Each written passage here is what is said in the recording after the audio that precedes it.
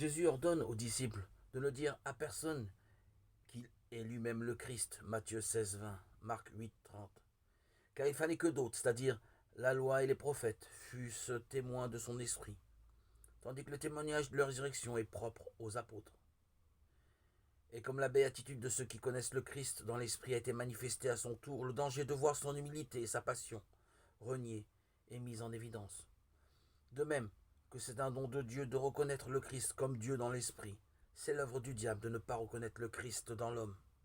Et il y a un égal danger à dire qu'il est un corps sans divinité ou qu'il est un Dieu sans corps. Dans l'éternité de l'esprit, Dieu n'est pas un corps fait de cette chair, mais c'est pour le salut de l'homme que le Christ a assumé un corps d'homme.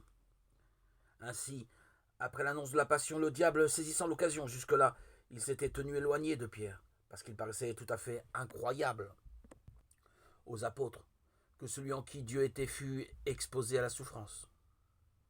Et profitant de ce moment favorable à une infidélité humaine, inspira Pierre l'idée d'un tel sentiment.